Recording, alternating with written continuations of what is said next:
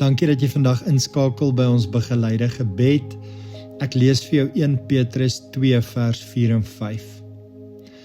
Kom na hom toe, die lewende steen, wat deur die mense afgekeer is, maar deur God vir die ereplek uitverkies is.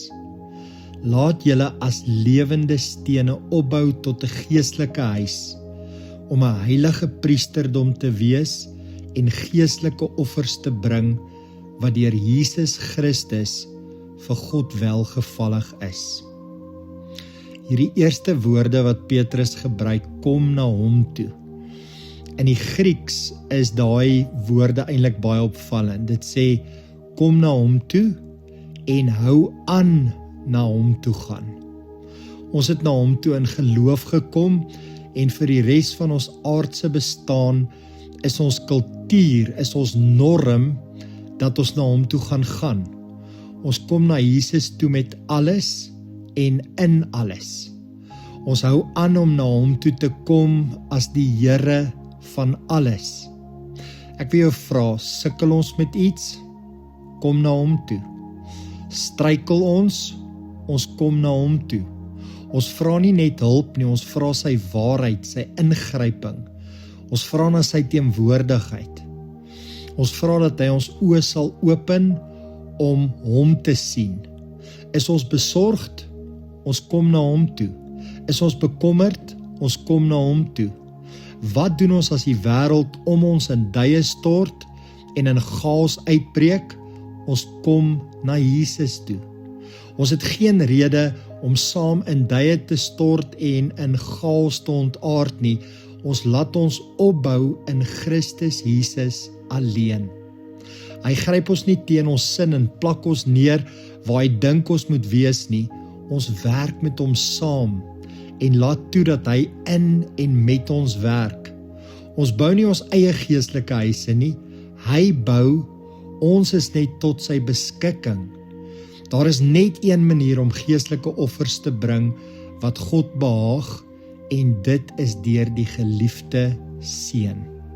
Net soos wat God die Vader op die berg van die verheerliking sê, dis my geliefde seun, in wie ek welbehae het. Luister na hom. Ek gaan nou vir jou 'n geleentheid gee om in stilte na die Here toe te gaan en vir hom te sê, Here, ek kom na u toe. En dan wil ek jou vra, met wat kom jy vandag na die Here toe? Wat het jy nodig? Wat druk swaar op jou hart? Wat is dit wat jou so bietjie hier in jou hart onstuimig maak, nee, wat krap jy in jou binneste? Die enigste een wat jou in hierdie chaos en in hierdie turmoil kan help, is Jesus. Hy wil hê dat jy hom moet innooi en dat jy na hom toe moet kom. Hy is die lewende steen. Hy is die een wat jou inbou. Hy is die een wat van jou 'n geestelike huis maak. Kom ons vat ons lewens nou na die Here toe in stilte.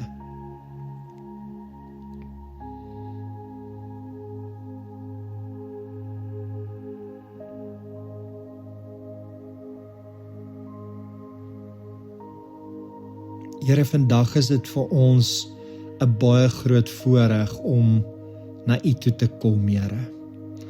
Ons kom met ons bekommernisse en ons sorge, ons kom met ons struikeling en ons gesukkel. Here, ons vra na u waarheid, Here, ons vra vir 'n deurbraak, u ingryping, u teenwoordigheid, Here. Maak asseblief ons oë oop, dat ons Jesus sal sien, die een wat die begin is, die een wat die einde is, die een wat die alfa is, die een wat die omega is. Hy is die begin en die einde van ons lewe. Ons sê vir dankie daarvoor en dankie, Here, dat ons hom kan gehoorsaam. Here, dat ons na hom kan luister en dat ons hom ons Here kan maak. In Jesus se naam bid ons dit. Amen.